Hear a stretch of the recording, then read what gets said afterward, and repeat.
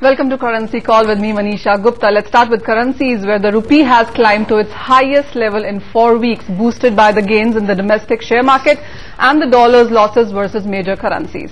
The rupee is currently trading at around 46.54. There you have it, 9 paisa of a marginal gain coming into that one. In the Asian markets also, we have seen the Philippine peso and the Taiwanese dollar rise as investors grew more confident about the health of the US economy. Investors are once again moving into riskier emerging markets assets, and we have seen most of those Asian currencies actually gain because of that. The peso rose 0.5%, while the Singapore dollar rose 0.2% in the intraday markets today. The dollar in the meanwhile once again looks poised to test a 15-year low versus the Japanese yen, though the caution about Japanese intervention is capping yen's gains at this point in time, holding around 82.05 for the dollar index, 84.25 for the Japanese yen there.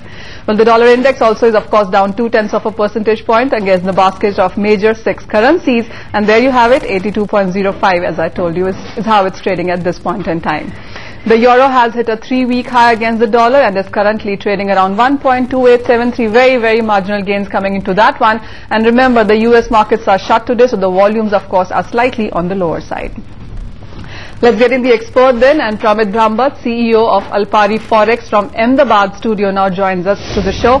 Hi Pramit, welcome to the show. Let's start with the Indian rupee, where we have seen continuous gains coming in the recent couple of sessions now, 46.50 roundabout in the markets. How do you see that one trading for the rest of this week now? It is very interesting to see that how the Indian market is reacting on the news from US, and we have seen both the markets, currency market as well as the equity market, that both the market has reacted positively towards the news of employment. We need to see that how further is going to carry on in terms of the rupees gaining against dollar.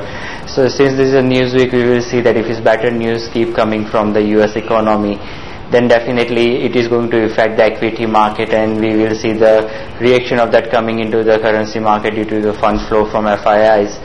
Apart from that, also domestic economy is doing good, so that is helping the equity market, and that's what supporting rupee against dollar at the moment.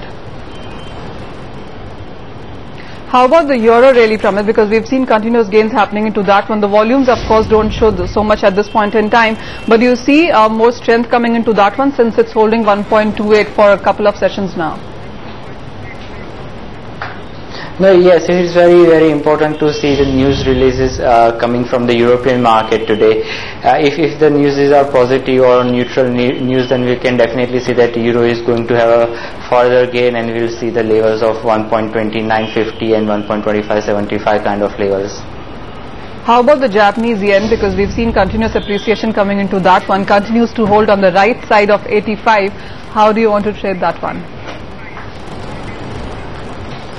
Japanese yen is like very tricky game at the moment, since that is a very confusing from the Bank of Japan and the political parties about the intervention. So no one is getting a right signal whether they are going for the intervention or not, and if they are, then at what level they are going to go. Because earlier we are looking at the level of 83. Now we have seen that dollar yen has seen 83 levels, but we have not seen any sort of action coming. So it's a very tricky call, but it seems that the yen is going to carry on its gain even after the intervention, because inherent strength will be shown even the intervention has happened. So it seems that the yen will carry on with his rally, and we can say 83 levels or 84 levels. That will be the range we will see dollar yen trading in near future.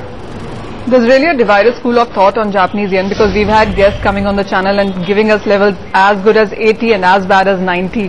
What side are you on? Well, in the short term, I'll be definitely on the 80 side, because that's where we see this going towards. One thing is Japanese yen is used more as a safe haven against dollar, and dollar is not getting a right signal in terms of economic growth. So definitely the investors will stick to Japanese yen in terms of the safety of their funds. So that is definitely supporting yen. But if any intervention is coming, then we have to see that how intervention is being read by the investors. Pramit, very quickly on dollar index. Today, of course, the markets are shut, but dollar index and the Asian currencies is what I want to really bring onto your radar. How would you want to trade this couple of sectors now? Well, definitely for dollar index, we have seen that euro is gaining as well as the yen is gaining. So two major currencies supporting dollar index in terms of the growth, coming down from 80, 82, 83 level. What we see is that 81.5 is a very important level for dollar index. So if it's breaking that, then we can. There are chances that we'll see into the late 70s. All right. In terms of the Asian currencies. Sure, Pramit. Final in word terms on of the Asian currencies, we have seen that gain is coming due to the better news from the American market, and it's really interesting to see that Asian currencies are more dependent on the growth of US economy because they are export oriented economies. So definitely if US economy is doing good, Asian currency will perform better than what they have done in last 1 month.